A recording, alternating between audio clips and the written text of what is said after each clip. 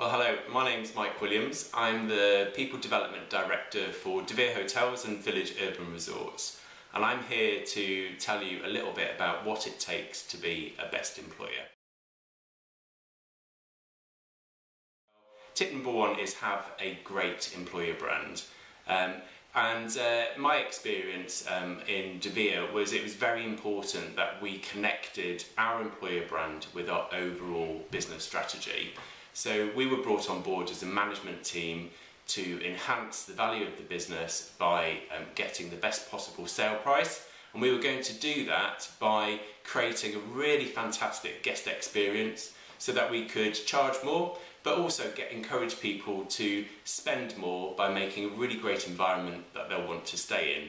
So where does an employer brand come into all of this? Well, my employer brand was linked to our strategy of creating high levels of engagement. So Be Happy People equals Be Happy Customers. We kept it really simple, but it was a derivative of the service profit chain by Harvard.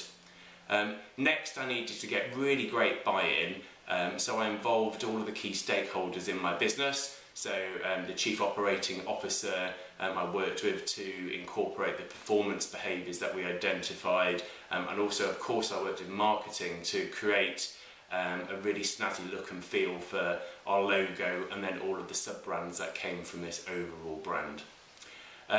I thought it was really important to get the brand to go viral because, as we all know, symbols are a really important way to influence and reinforce a culture that you want to achieve.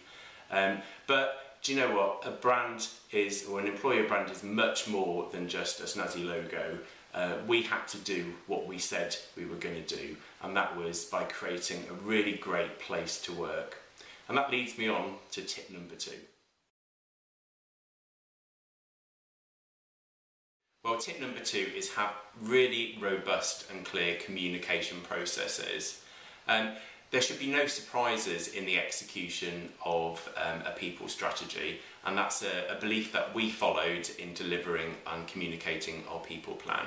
So every quarter we outlined what we were going to do, and we communicated that to the senior team and also the general managers, but also we also communicated the following quarter that what we'd done. So it was really important for us to deliver what we said we were going to do.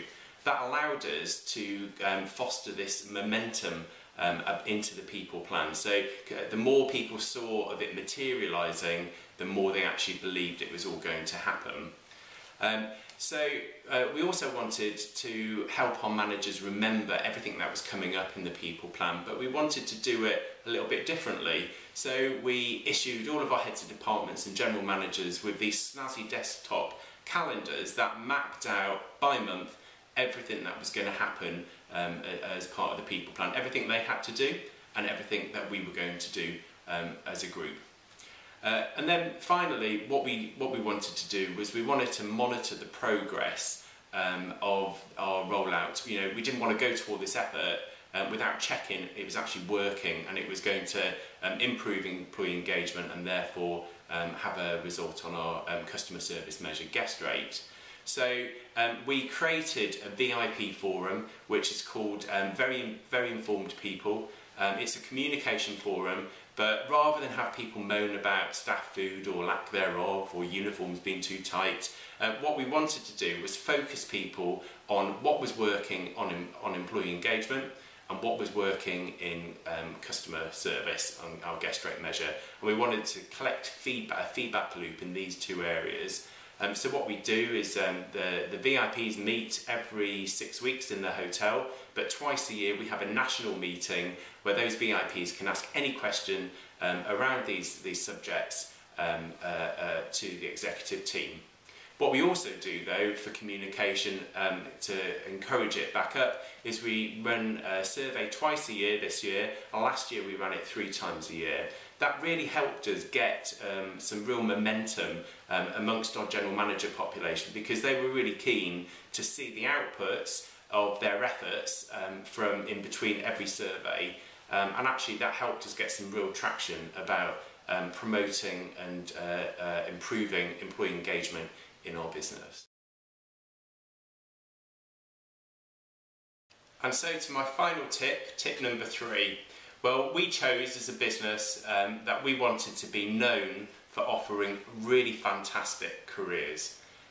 So what we did was we launched our Rising and Up and Coming Stars strategy, and that was a way for us to identify talent scientifically through our performance appraisal system, Talent Toolbox.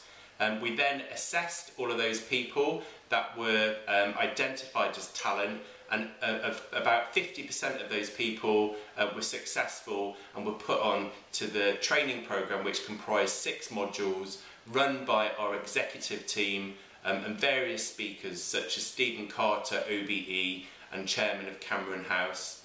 And then they also had to deliver group project work, which helped us save on our payroll costs, because we had these aspiring people working above and beyond their own jobs so that they could get noticed.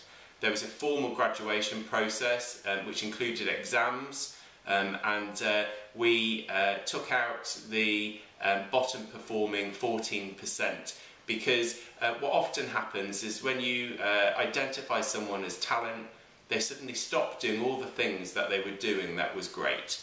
We didn't want that to happen. I remember telling them the news that 14% wouldn't be successful, and there was a ripple across the room, and I knew people were really going to perform and deliver. Do you know, identifying talent has really transformed our business. Of the first cohort of 24 heads of departments that were identified as rising stars, 8 are now general managers in our business. People see the results of this programme and are really, really keen and work really hard throughout the year to have a shot at becoming a rising or up and coming star. But we've been able to see a correlation between rising stars running our hotels and the hotels that are on target to hit their EBITDA budget for the end of the year. Compelling results.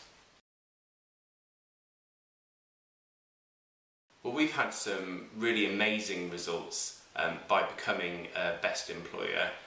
Starting with the commercials, well, we've had a 55% increase in EBITDA performance for Vere hotels compared to 2011.